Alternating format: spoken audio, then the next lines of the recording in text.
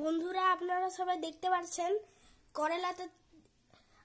কড়াইতে তেল দেওয়া হয়ে গেছে আর এখানে কেটে দেওয়া হয়েছে করলা গোলা।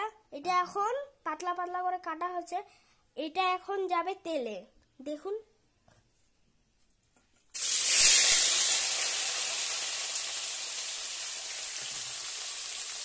দেখতেই পাচ্ছেন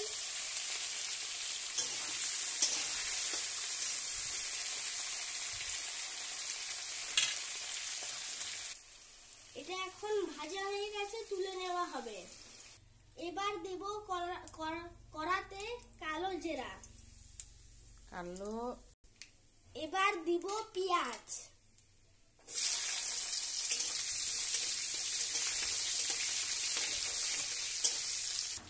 এবার দেব টমেটো,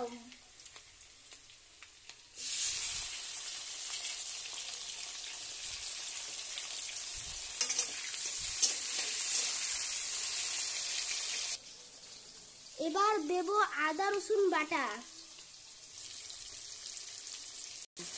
এবার দেব হলুদ গুঁড়ো, তারপরে দেব 1 চামচ ধনে গুঁড়ো, তারপরে দেব 1 চামচ জিরে গুঁড়ো, 1/2 চামচ কাশ্মীরি লঙ্কার গুঁড়ো।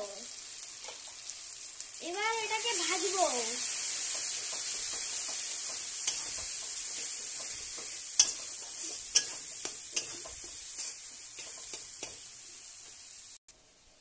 এবার কাজু পোস্ত চারমগজ বাটা দিলাম 1 চামচ। এবার আবার ভাজবো। দিব 1/2 চামচ লবণ।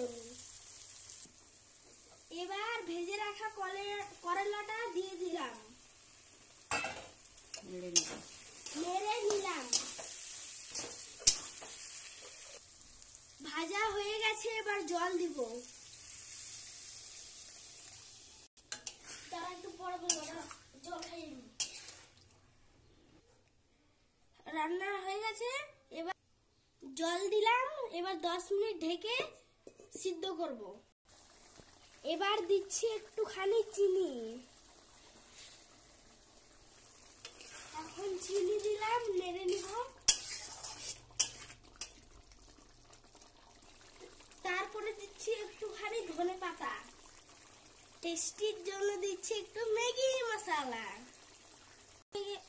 এবার তৈরি হয়ে গেল করলা দিয়ে কাজু পোস্তর রসা। এবার নামিয়ে নিব। এবার নামিয়ে নিলাম।